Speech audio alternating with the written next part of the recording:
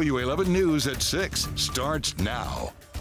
And although we are grateful that it appears as though we have safely recovered baby Margot, again, we do believe that Ms. Broussard lost her life in this incident. Breaking now at 6, a missing mother from Austin found dead in Harris County, strangled to death. That's according to the medical examiner, but her baby, as you heard, found alive. Police found the body of 33-year-old Heidi Broussard in the trunk of a car at a home on Bojack Drive. Her 3-week-old daughter Margot found inside the home. She's okay. The baby now in the care of CPS. And this woman, Magen Fieramusca, described as a close, longtime friend of Broussard's, she's been arrested. We have team coverage tonight on this still developing story. First, Chris Costa is at the home with the latest on the investigation tonight. Chris? Well, Len, police have not exactly identified this specific address, but multiple neighbors told us that overnight they saw Austin police, FBI, and Texas Rangers combing this home, and they say that investigators told them that this house was connected to the case. Now, during a news conference, Austin police say that a tip led them to this home. When they arrived, law enforcement sources told KHOU that they found the body of Heidi Broussard in the trunk of that car. They also say they found that baby, who they believe to be Margot, safe and alive. The medical examiner has confirmed that the body that they found is that of Heidi Broussard. Police say while they are grateful to have found baby Margot, they wish they could have found Heidi alive too.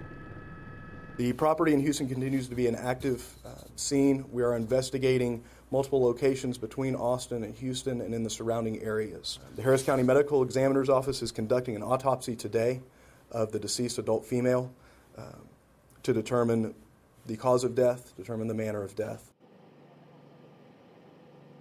Now, we have learned from the Harris County Medical Examiner that the cause of death is strangulation. Neighbors say a man named Chris Green lives here with a woman. They confirmed pictures of Magen Fieramusca to be that woman who lives here. Multiple neighbors say Chris was kind and friendly, but that they never spoke to Magen. One neighbor says he saw a woman being taken into custody from this place last night. Law enforcement sources tell KHOU again that they found the body of Broussard in the trunk of that car, and that car is still here in the backyard of this home tonight. Neighbors say they're shocked that this happened in their backyard. It's crazy. I mean, imagine, something like that, happening next door to you. And thought, what in the world could have happened to her? And oh, Lord Jesus, here she in our backyard.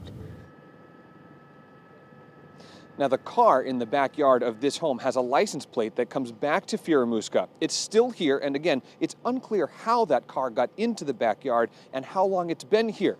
Police are saying that this is still an active scene and that they have multiple locations that they're searching between Houston and Austin. Len? Yeah, still a lot we do not know. Thanks, Chris. Again, the suspect in Broussard's disappearance, she appeared briefly before a judge, and our Melissa Correa is live with what we've learned about the case against Magen Fieramusca. Hey there, Len. Yeah, she was booked into the Harris County Jail sometime this morning, and she's already made an appearance before a magistrate once today. And we think she could go before a judge again today. Here's why. The 33-year-old Harris County woman, you see her there in that maroon hoodie, went before a judge for a handful of traffic tickets early this afternoon, 6 of them that date back to April 2018. She pleaded no contest and was fined about $550. Look at her sitting in court. At points, her face is buried in her hands, her body hunched over in her lap. We all thought Fieramusca was going to be read a trio of charges. These 3. A pair of kidnapping charges and a charge of tampering with a human corpse. This is all public information that we pulled from the Harris County Jail website. But that judge this afternoon did not bring up those charges, which come with a $600,000 bond. And while Austin police are not identifying her, they did list those 3 charges, 2 counts of kidnapping and 1 count of tampering with a human corpse, along with a $600,000 bond linked to the subject. So we think she's going to make a second appearance because she's still listed as being in the Harris County Jail, and we're also waiting to see if and when she's going to be transported back to Austin to deal with investigators there. Wait and see what happens. Melissa, thanks. A Houston lawyer who was appointed to represent Fieramusca in a recent theft case Now talking about his former client. Eric Devlin says he worked with her until about 5 weeks ago. David Gonzalez tells us what else he has to say. Devlin says before that theft charge, Fieramusca had a clean record and absolutely no criminal history. He said from August 2018 to just last month, they met 8 or 9 times. It's the same time period where she claimed to be pregnant.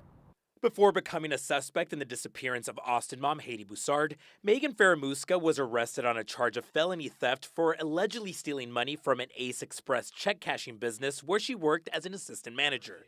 Her appointed attorney, Eric Devlin, says the case was dismissed for lack of evidence. I can tell you the theft cases she's charged with, I absolutely believe she was innocent, and I think we proved that she was innocent of it. Devlin says from their first meeting to their last one in November, Fieramusca came across as being nice and showed signs of being pregnant. When I first met her, she was not pregnant, clearly did not appear to be pregnant at all. At the last setting, she appeared to be very pregnant. Law enforcement sources confirmed to our sister station KVUE in Austin that Fieramusca faked her pregnancy. But Devlin never once doubted that Fieramusca was expecting. It didn't seem like she was faking anything. I mean, she appeared to be doing what we call the pregnant waddle. I mean, I'm married, I've got 2 kids.